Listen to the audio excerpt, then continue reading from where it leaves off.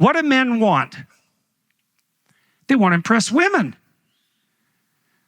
I worked with lawyers for years, high-end lawyers, people who ran law firms or who were partners of senior law firms, and they made a lot of money. $1,000 an hour, a lot of money. Why were they interested in the money? Well, there are materialistic reasons for being interested in money. We don't have to cover them. But most of them regarded the money, especially their bonuses, as, what did they say? That's how we keep score. What did that mean? Well, that was how the men rank ordered themselves in the status hierarchy within the firms. And that's very common among men. They're rank ordering status all the time. Why? Because women peel from the top. The biggest predictor of a woman's attractiveness to a man's attractiveness to a woman cross-culturally is his comparative status among other men. It's a walloping predictor. It's by far the biggest contributor. And we said, why? Well, why? Well, because a woman doesn't need another infant, right? She needs someone who can help. And how does she find out? Well, she sees who wins the contest among men, and she assumes that the winner is the winner. And so why not have him? And it's a perfectly reasonable way of conducting an analysis. It can be gamed. But that's a different story. So what's Adam's sin? He tries to impress Eve.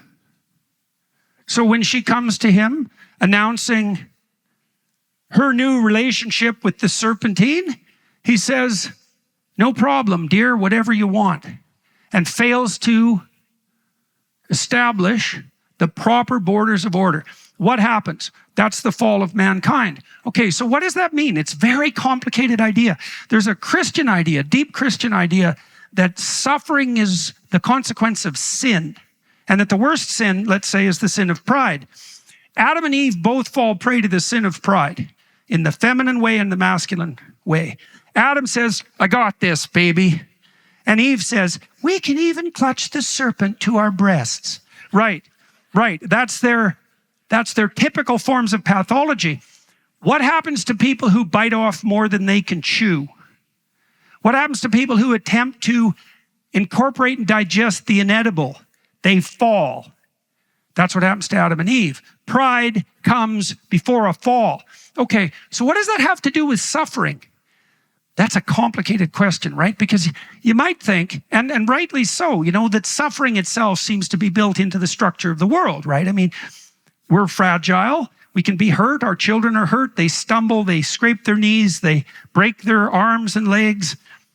They develop terrible diseases like we all do. There seems to be an element of suffering and vulnerability built into the world. What else causes suffering?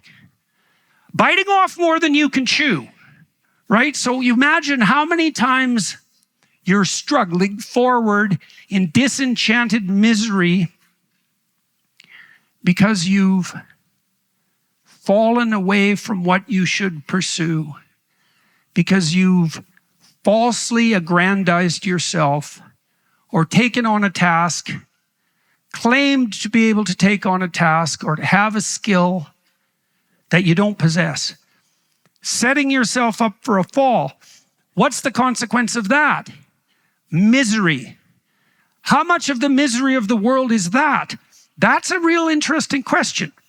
We actually don't know, right? We've established, let's say in the course of this dialogue, that there's a certain amount of suffering that's a mere consequence of the structure of the world, the arbitrary nature of reality, the sort of random distribution of vulnerability and illness. But by the same token, man, you can do a lot of stupid things to make your life worse. And so you got to ask yourself, if you stop doing those stupid things and you aimed in the proper direction, how much of the suffering that's attendant on life would vanish? And the answer is, well, quite a lot, because you know that when you're doing your best, when you have your act together, when you're not pridefully overreaching, when you're not overextending yourself, when you're not acting falsely, when you're not trying to usurp and claim what's not yours, when you're not trying to be the pinnacle of the moral order, let's say, life's a lot better. And then it's an open question. Well, how much better would it be if you were really good at that? And then there's another question, which would be, how much better would life be in total if everyone was doing that? Right? If everyone was walking with God in the garden instead of taking to themselves the right to define the moral order? How much suffering would vanish? All of it? It's hard for me to see how all suffering could vanish given our mortal constraints. But you can sure take a bad situation and make it worse with stupidity.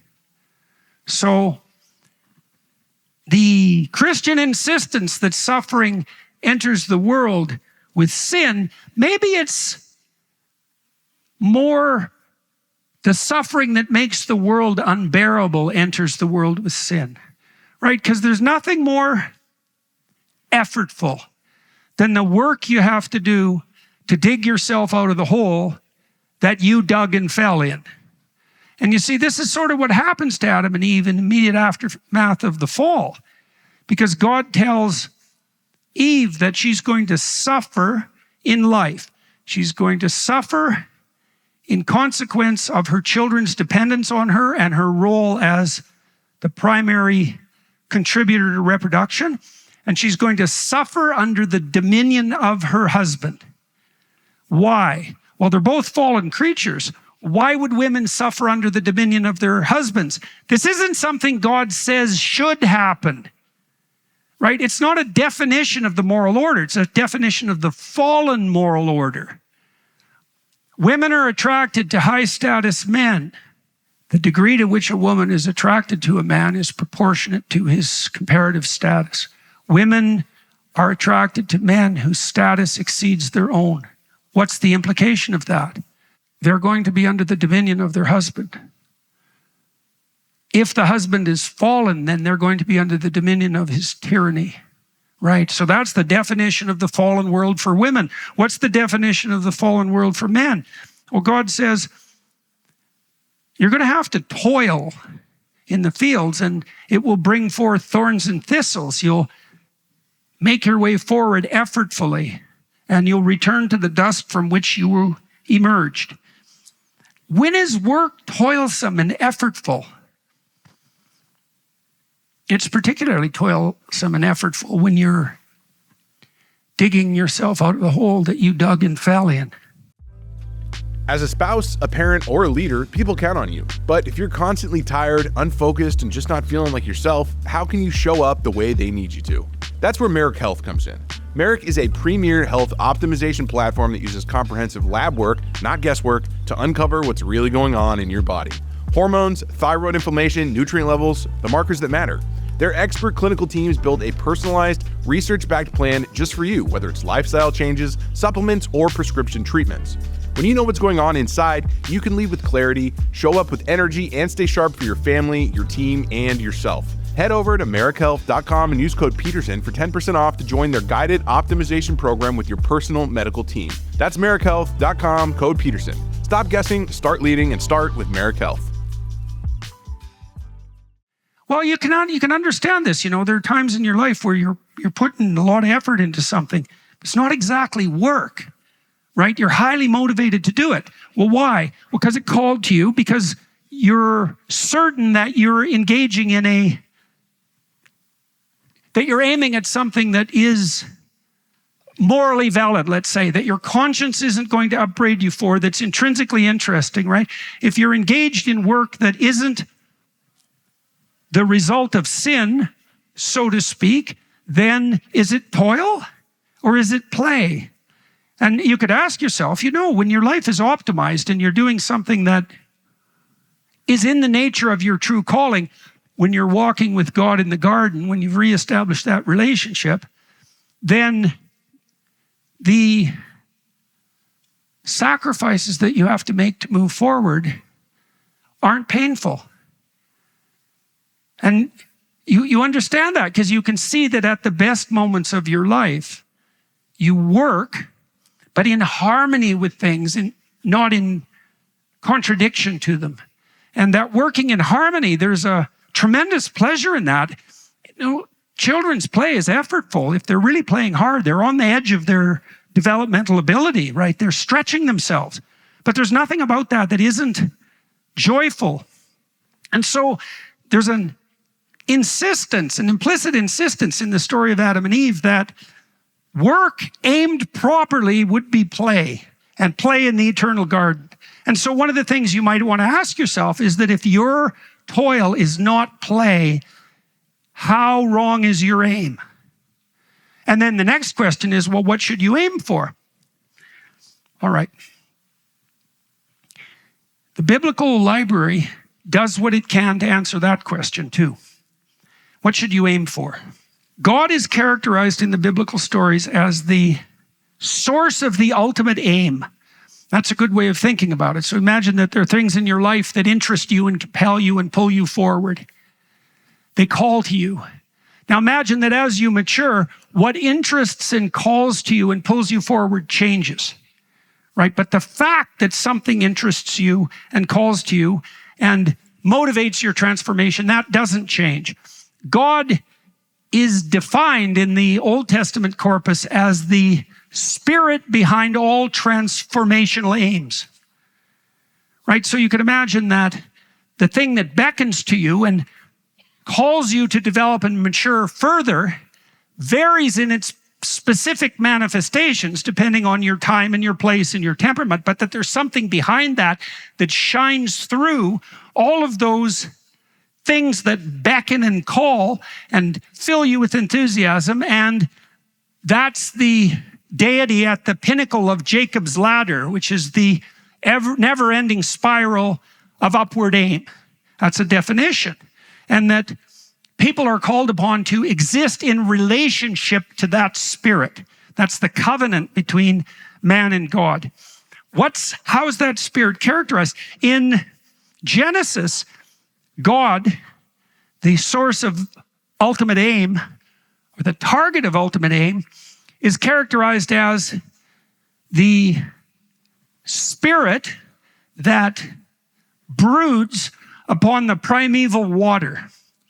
That's the opening part of Genesis. Well, what does that mean? Well, there's no water yet in creation. That comes later. What's the water? The Hebrew is tohu vabohu, and it doesn't exactly mean water. It means something like potential or possibility or chaos.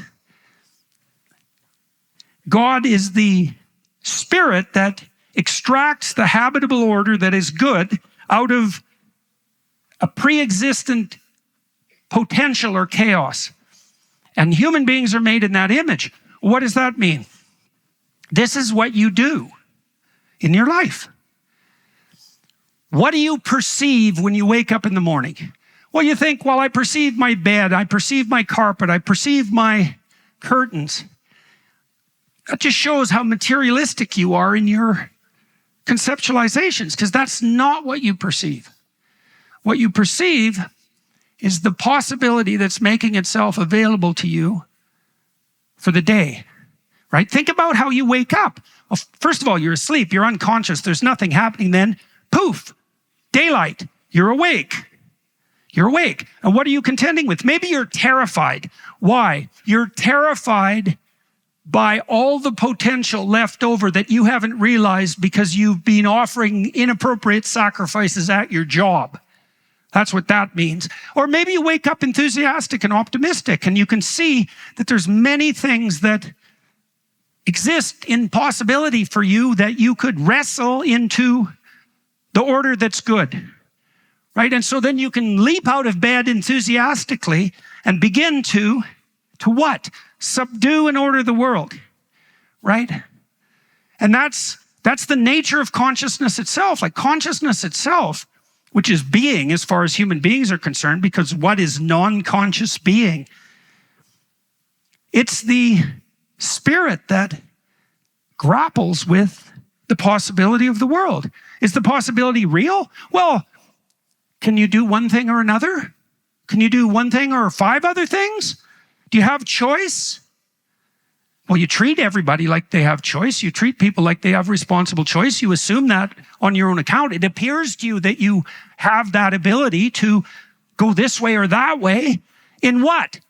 In the realm of potential. Well, that's why human beings are made in the image of God. Well, that's why that's an accurate representation, is we're doing the same thing at the local level that the spirit that gives rise to everything is deemed to have done at the beginning of time and to be continually doing. Right, we have something to do. What? Transform possibility into actuality. In what manner? How about in the manner that aims up? We're transforming chaotic potential with our aim to what? To establish the kingdom of heaven. Or what? Its alternative? Hell? We've done that plenty, especially in the 20th century, by aiming down, by lying, by being prideful, by being usurpers of the moral order. That's a communist ideologue in a nutshell. And what did they produce? With their downward aiming, wrestling with potential. Hell. Is it real? Wait till you get there and you'll find out.